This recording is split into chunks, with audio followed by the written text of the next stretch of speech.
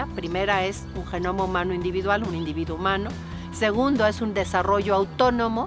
Y tercero es un desarrollo ininterrumpido.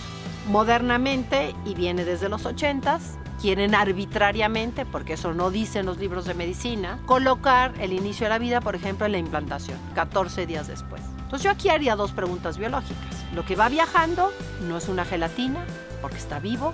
Una gelatina no se reproduce, es decir, no meto una gelatina al refri y saco dos.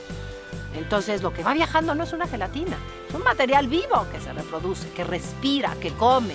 Ya es lo que es, ¿sí?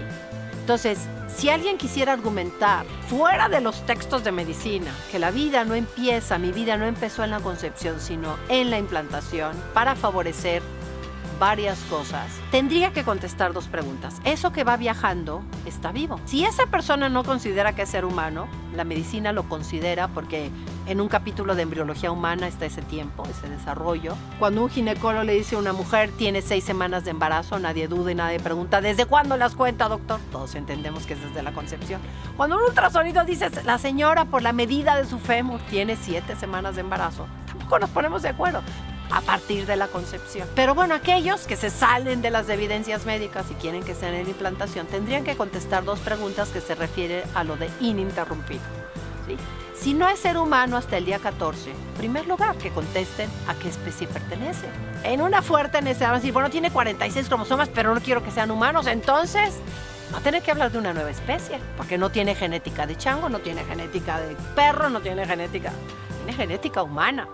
Y una genética que lo hace ser hijo del señor González y de la señora Jiménez, pero es un ser distinto al papá y a la mamá, porque nada más comparte el 50% del material de herencia. Y entonces tendría que contestar, así inventadamente, pertenece a la especie cuchicuacino. Entonces un cuchicuacino va viajando ahí en la trompa.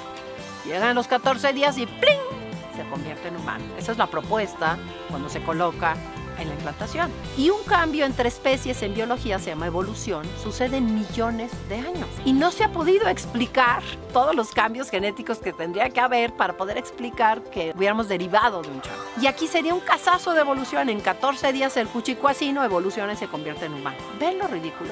Es decir, el desarrollo es ininterrumpido.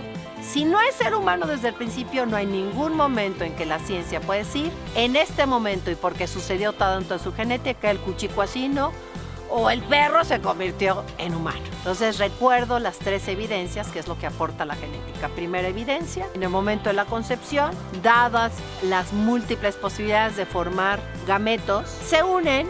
Y al unirse hay un código genético humano, pero este código genético no es una simple célula porque tiene un material de herencia individual. Por lo tanto, no es una célula, es un individuo humano. Segunda evidencia, este genoma orquesta un desarrollo en un tiempo humano, que sigue el libro de embriología humana, de manera autónoma. Y tercera evidencia es un desarrollo ininterrumpido. Si no es ser humano desde la concepción, no hay ningún momento donde digamos, por esto se convierte. Gracias.